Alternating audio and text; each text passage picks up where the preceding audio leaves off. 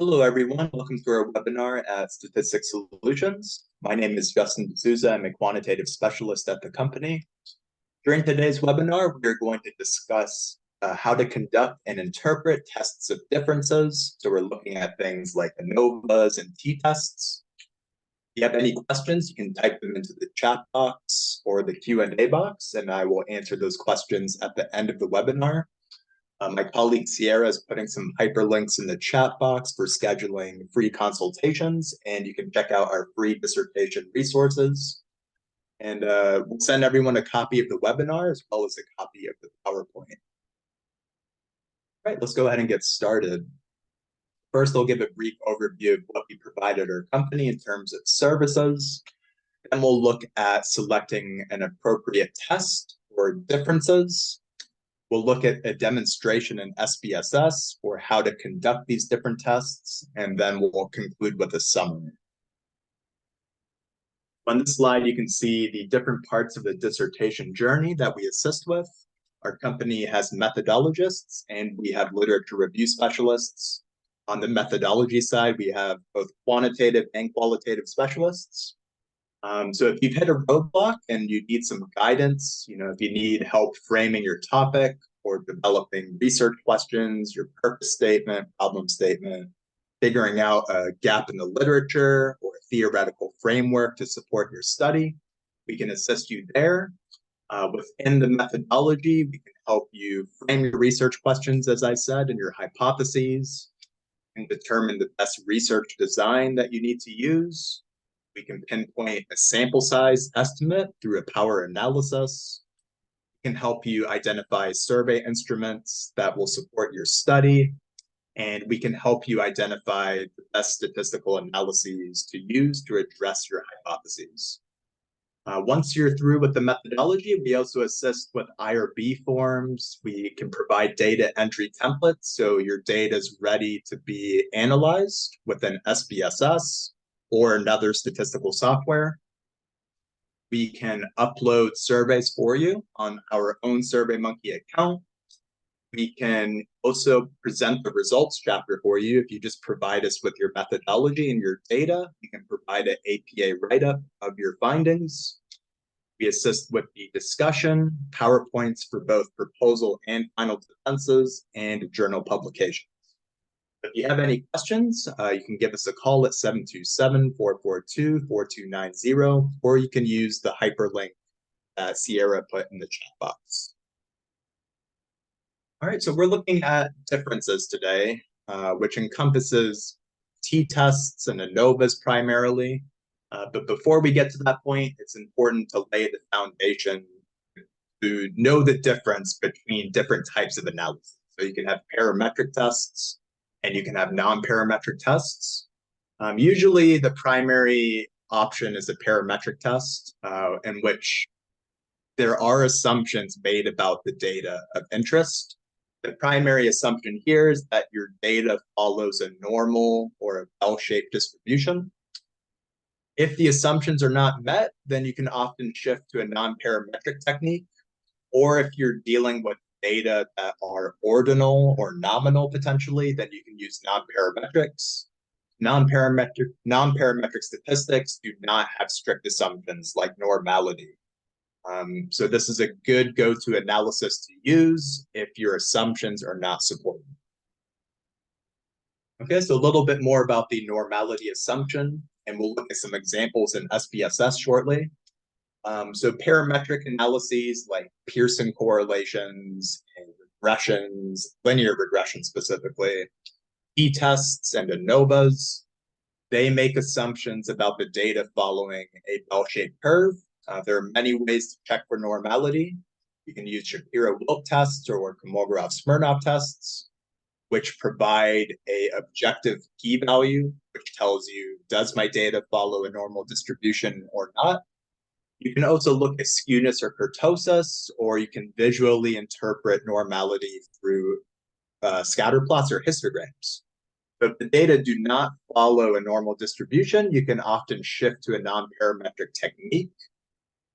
Or if you have a sufficiently large sample size, then you can proceed with the analysis and apply the central limit theorem which states that the larger your sample size is, the more it tends to approximate towards normality. So 50 cases is the benchmark I see fairly often, that if you have at least 50 cases, then you can proceed regardless of the normality check being supported or not supported. Okay, and I do see we have a question about using skewness and kurtosis. We'll take a look at that right now. Okay. All right, so here's the data set we'll be looking at today. And each row has a separate student in multiple classrooms. We have 3 different classes, and we have different test scores. We have reading that was collected at the beginning of the year. Then we have 2, 3, 4 different reading measurements that were done after the fact. And then we have a post-test reading measurement. We also have math scores and science scores. And then we have a gender variable here as well. So this is generally how a spreadsheet needs to be organized, where you have rows as your participants, and you have columns as your variables of interest. And if you're using categorical variables like classroom, we have 3 different classes. You'll likely want to create a copy of that variable and just shift it to numbers. So instead of having the word class in there, we have 1, 2, and 3. Same idea with gender. If you're planning to use gender as a variable, then you want to create a copy that is strictly numbers. You have 1 and 2 for male and female. The reason for that is a lot of analyses in SPSS require a numeric format of that variable. So, say we're looking at normality. I'll show you a few different ways to check for normality.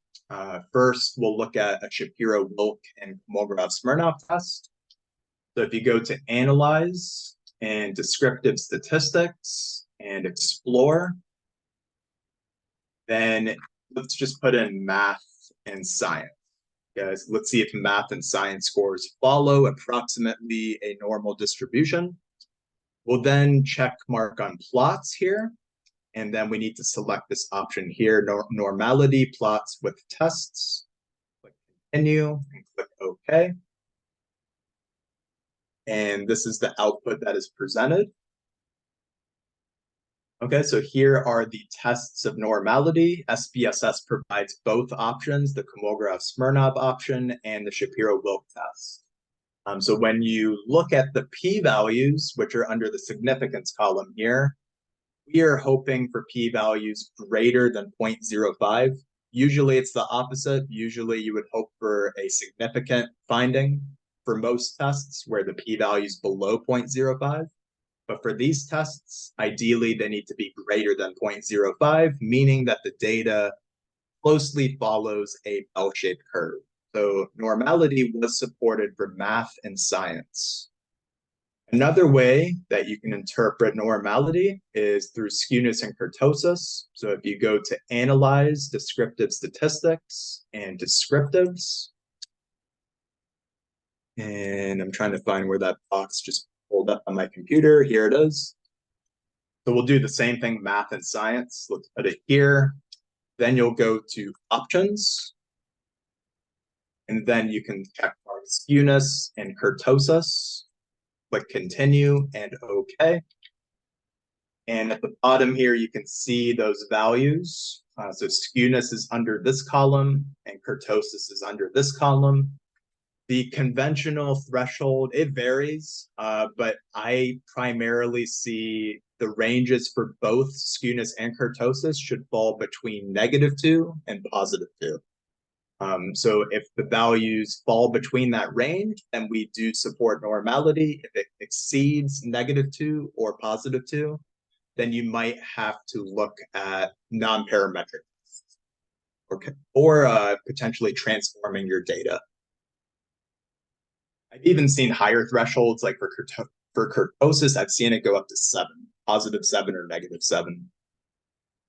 And then you can also visually look at normality through a histogram. So if you put math and science in here, I went to Analyze, Descriptives, and Frequencies. You can put math and science here, go to Charts, select Histograms, And then you can show the normal curve on the histogram. Click continue and OK. Then scroll all the way down. And you can see the distribution visually of your data. And we can see both math and science closely follow a bell-shaped distribution. I've seen all options used. I think the most predominant is a Shapiro-Wilk or Kolmogorov-Smirnov test, which was the first method we looked at. Histograms are also good for a visual aid, but they're a little more subjective. You have to make your own determination on whether normality is supported or not. One reader might interpret it differently than another reader.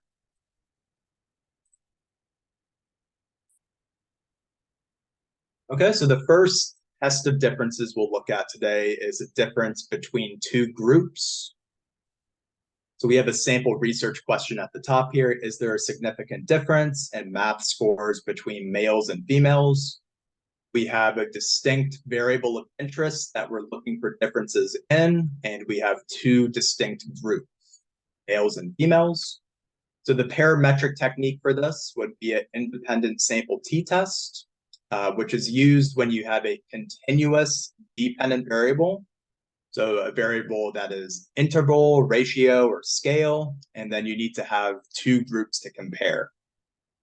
The non-parametric alternative to this would be a Mann-Whitney U-test. So this can be used either if your dependent variable is not meeting normality, or if you have an ordinal dependent variable. So if you're looking at a single Likert scale question and you're not creating a composite score, then that would be more of an ordinal variable, and you could do a Mann-Whitney U-test in that case.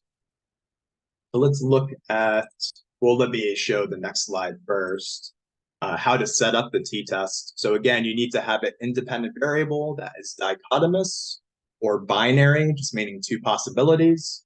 So we have gender as an example. Maybe if you're doing an experimental study where you have treatment and control groups, you need to have a continuous or ordinal dependent variable to run these tests. And then you can check out these hyperlinks here, which will take you to Statistics Layered, which gives a fairly good breakdown on how to run a t-test, how to run really any test. They have a separate webpage for most analyses, and they go through assumptions that you should check. Sometimes they go a little bit overboard on the assumptions. I think the most important one is normality and homogeneity of variance for these two. The other ones are kind of definition-based. As we already covered, your dependent variable needs to be continuous. Your independent variable needs to have two groups. You need to have independence of observations, meaning that one participant cannot fall into multiple groups. And there should be no significant outliers. There are many ways to check for outliers. You can do that with box plots, standardize your scores. You can decide not to remove outliers potentially. There are many ways to deal with that. Okay, so let's look at an example here. And we'll do this research question that I posed on the previous slide. So is there a significant difference in math scores between males and females? We'll go to Analyze, and then we're going to go to Compare Means, and we're doing an independent sample t-test. So here is where you can put math over here, and we'll put gender down here. And this is important. This is why you have to create a version of gender that is numeric. So we have 1 and 2 designated right here, gender recode. You define the group, so the lowest value is a 1, the highest is a 2, and then click OK. These are the findings. So we can see math scores first. We have descriptive statistics at the top. So we can see what was the average math score for males, what was the average math score for females, what was the respective sample size. So 69 males, 81 females, and females scored slightly higher on math. Then the next thing to interpret is Levine's test. Okay, so going back to Statistics Layered, There needs to be homogeneity of variance. You can test this using Levene's test. This is very much like normality, where you do not want a significant result for this finding, so you want a p-value greater than 0.05. And we do in this case. So Levene's test is under this column. The p-value is greater than 0.05, meaning the assumption for homogeneity of variance is supported. So we can go across this row at the top, equal variance is assumed, and we're going to report these statistics. So this t-value, this degrees of freedom value, and we have our two-sided p-value. Okay? So in this case, the p-value was not significant. It is greater than 0.05, meaning that we do not have evidence of a significant difference in math scores between males and females. Hypothetically, say that Levene's test was not supported. We had a homogeneity of variance value, p-value below 0.05, then you would interpret the second row here. Equal variance is not assumed, and you would report this t-value, this degrees of freedom, and these p-values.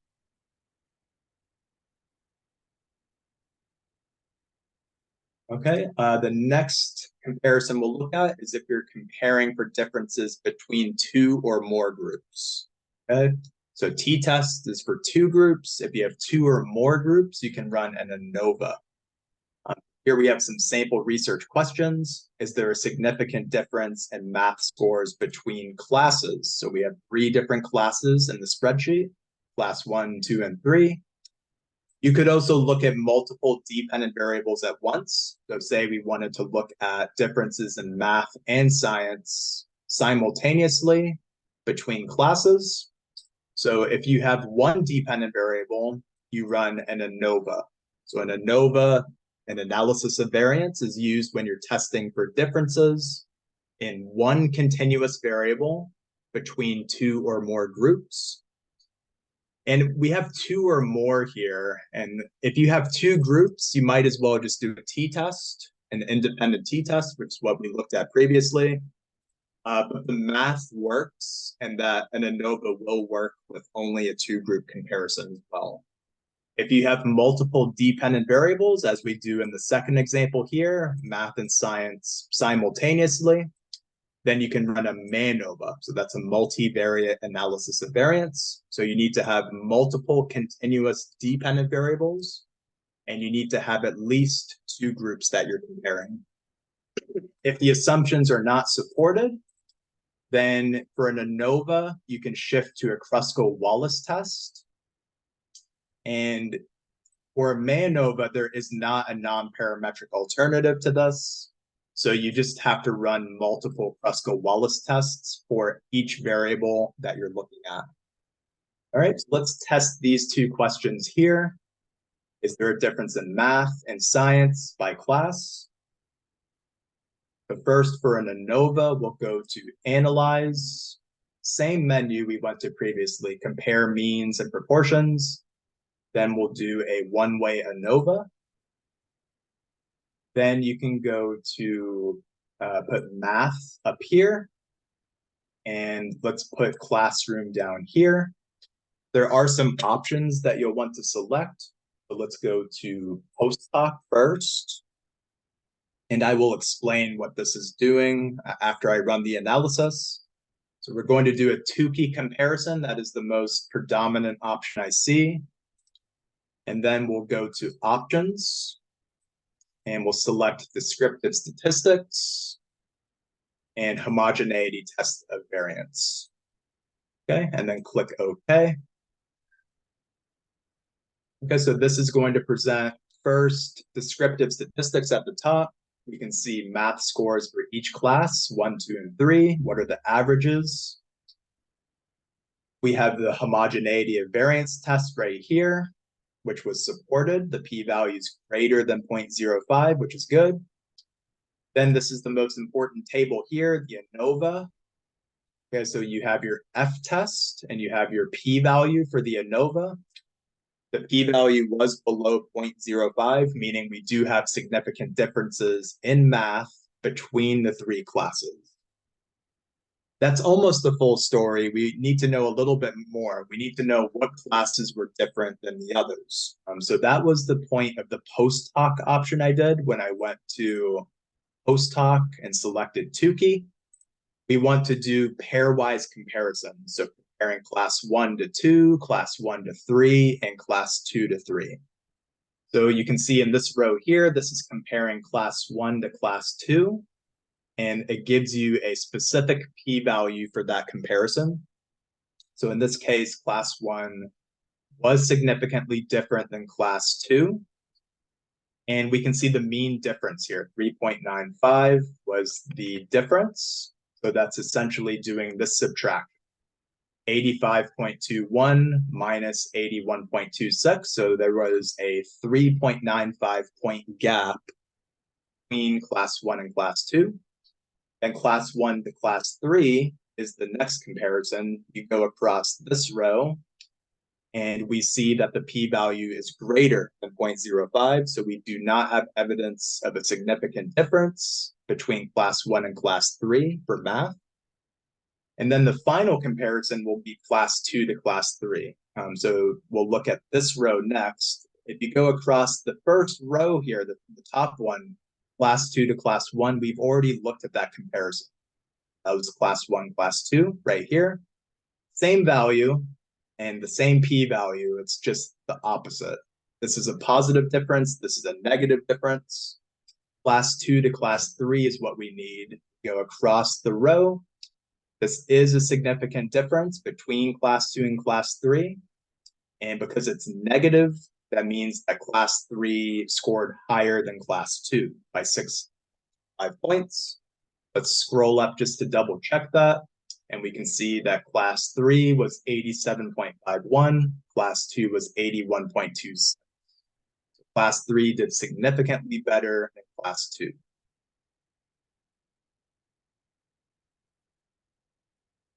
Okay, and then let's do the second question here. So is there a difference in math and science by class? So we'll go to Analyze. And we can go to General Linear Model for this one, and then do a MANOVA. And we'll put Math and Science at the top here. We'll put class into the fixed factor box. That is our independent variable. We'll click options, same options as before. These are typically the ones I select. That was descriptives, effect size, homogeneity tests. Then go to post hoc, put classroom into this right box. And we're going to do a Tukey comparison again because we want to know what classes were different. And then we click OK. Okay, so now we have math and science in one analysis. We have the mean scores, the sample size, and the standard deviation. Then we have the multivariate test. This is usually one of the first things you report. So you go across the row here, lies trace on classroom, and we see our F value and we have our P value, which is 0.006, which is significant. So this is kind of a collective test. This p-value tells you that we have significant differences in math and science collectively by class. We have Levine's test right here. The assumption was supported. And then we have, very similar to the previous example, we have our between subjects effects. This is going to look at math and science individually. We have math right here. You go across the row. Here's the F value that you would report and the P value. So both math and science had significant P values, meaning that we do have significant differences in math and science by class. But we need to dig a little further to figure out what classes were different. Okay, so now we already looked at math. Science is down here. So for science, we can see class 1 and class 2 was significant. Any significant pairs will have a star right here. So class 1 and class 2 was significant, with class 1 scoring higher than class 2 for science. Class 1 and Class 3 was not significant. And then Class 2 to Class 3 was significant, with Class 3 scoring higher than Class 2. Okay, so those are ANOVAs.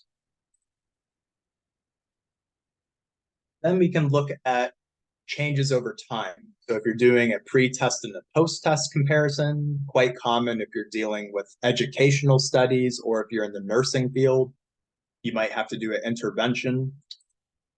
So here we have a sample research question. Is there a significant difference in reading test scores between pre-test and post-test?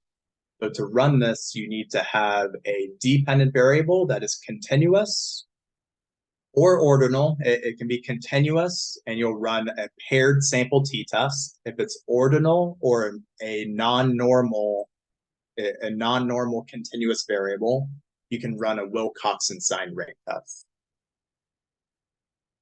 Okay. So for setting it up, again, you need to have one dependent variable that's measured 2 times, such as a pre-test and a post-test. You need to have the same sample for both the pre and the post. So the same participants who do the pre need to return for the post. Then you can check the assumptions and run the analysis in SPSS. So we're just going to look at reading 1, which was the pre, and reading 5, which was the post. We did have some measurements in the middle, but for this one, we're just doing pre and post. We'll go to Analyze, Compare Means, and then a paired sample t-test. So reading 1 goes in the top box here, reading 5 goes in the one next to it, and that's it. Click OK. Here we have the descriptive statistics for reading. Reading 1 at pre was 84.1, and then reading 5 was 88.01. Then you have your paired t-test findings at the bottom here. This is the t-test statistic that you would report. This is the degree of freedom you would also report in parentheses, and you have your p-value. The p-value was significant here, telling us that we do have a significant difference, in this case, a significant increase in reading. Okay, what if you're testing for more than 2 points in time? Then you have to do a very specific analysis. You can't do a paired t-test. You should do a repeated measures ANOVA. Okay, so the sample question for this would be, is there a significant difference in reading test scores between pre-test, midterm, post-test, and follow-up? In this example, we'll just do reading 1, 2, 3, 4, and 5. So a repeated measures ANOVA is used if you have a continuous dependent variable that's measured 3 or more times. And then the non-parametric technique to this would be a Friedman ANOVA.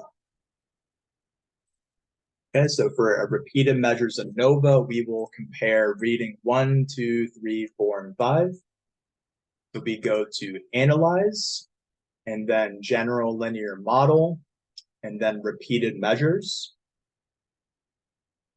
Okay, this window looks a little bit different. So the first thing you have to do is identify what is your within subject factor. And all that means is, what are you looking for a change over? And in this case, we're looking for a change over time. Usually I just call it time. And we have 5 levels. We have 5 different reading measurements. Click Add and Define. This box comes up next. So here's where you put in reading 1 through 5. Then you go to Options, same statistics we did before. And there's no post-hoc for this one because we don't have groups. We're not comparing by classroom. You don't need to do a post-hoc, but you do need to select this option here, EM means, which is estimated marginal means. Just move everything to the right box here and check mark compare main effects. Continue and OK. Right, so here we have the 5 reading measurements. And kind of just eyeball, do we see a trend? They are slightly increasing with every measurement. We have the standard deviation, the recurring sample size, the same 150 students completed all 5 measurements. And then you come down here to test it within subject effects. And we're going to look at this row here, sphericity assumed. And we do have a significant p-value for this. And meaning that collectively, we do have significant differences in reading over time. Okay, but we need to dig a little bit further, just like we did before. We want to know what time periods were different than the others. So here, like the pairwise comparisons we looked at before, you go comparison 1, reading 1 to reading 2. This was significant, reading 1 to reading 3. This was significant. We have significance all the way down, meaning that every reading measurement was significantly different than every other reading. Okay, and then I do see we have a question. Do we need to have a control group to conduct a pre and post test? No, you don't actually have to. If you're doing a true experimental study, you will, where you have treatment and control groups and you're running pre and post test comparisons. But you can just have a treatment group. Everybody's partaking in the intervention and you're doing a pre and post test. That would be considered more of a quasi-experimental study. Which is completely fine. I see those all the time.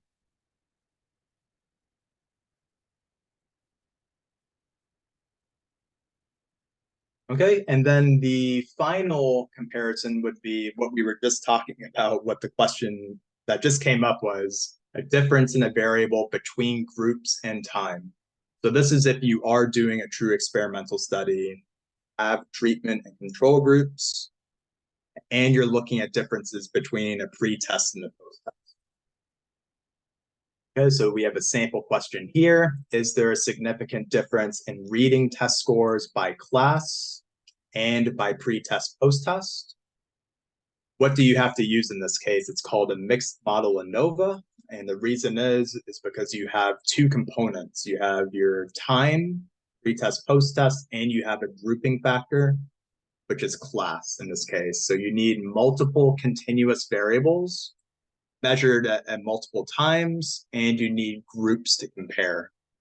There's not a non-parametric alternative for this, unfortunately, so you just have to run individual Kruskal-Wallis tests or Wilcoxon-Steinbank.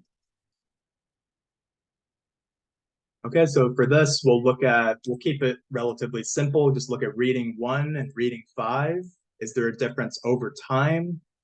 And combine that with differences by class.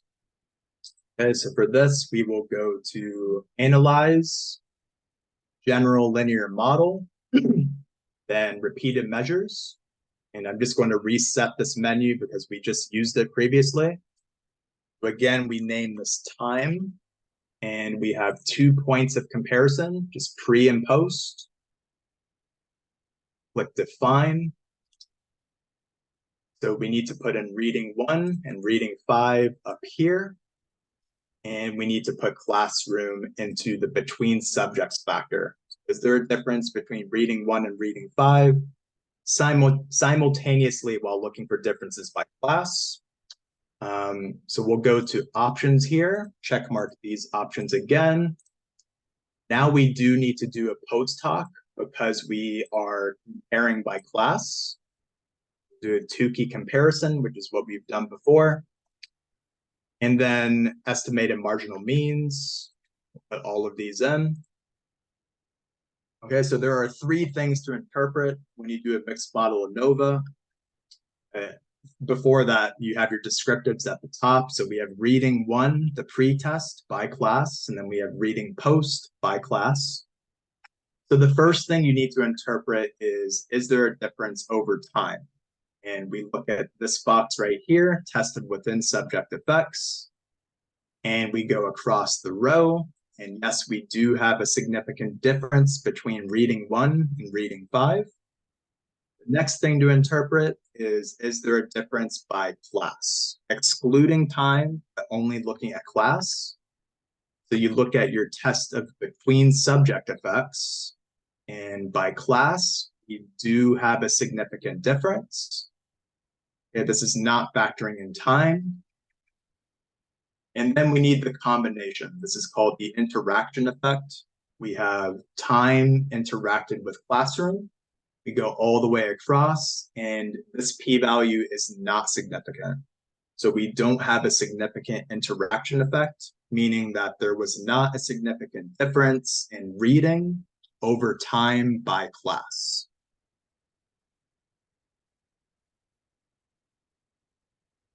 Okay. And that pretty much covers the 4 different types of analyses. So first, you have to pinpoint your research questions, finalize your research questions, determine what is the level of measurement that you're using. Is it continuous? Is it ordinal? Is it nominal? Pinpoint your independent and dependent variables. Identify what the goal is. Are you looking for differences between groups? Are you testing for differences over time? Do you have an intervention? Or are you doing both methods, comparing over time by group? That's more of a true experimental study. Then you can use SPSS to check for the assumptions, analyze the data, and present interpretations. All right. Do we have any questions? Type them into the chat box. Or if there's something I went too fast over and you'd like me to review, just let me know.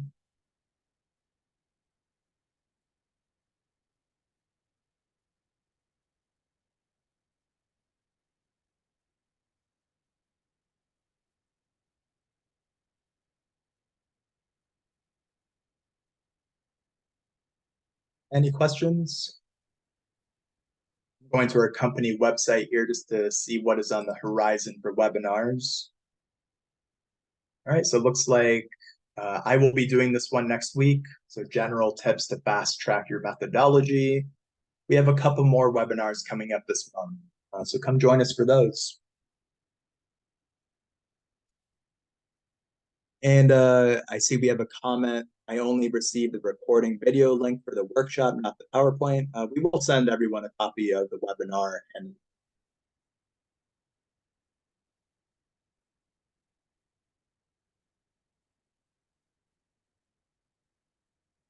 great, thanks for joining, Latanya.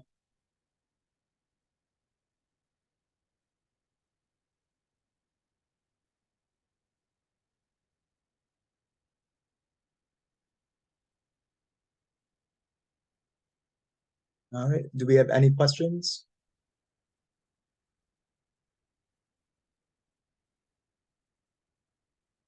Oh, thanks for joining, Eugenia.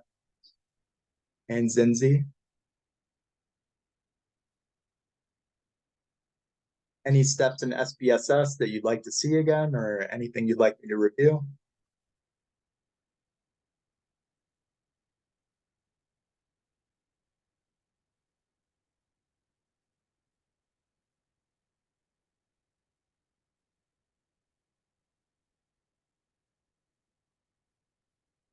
All right, well, let us know if you have any questions. If you've hit a roadblock with your dissertation, give us a call or you can email us, and come join us for the future webinars. Have a great evening. Take care.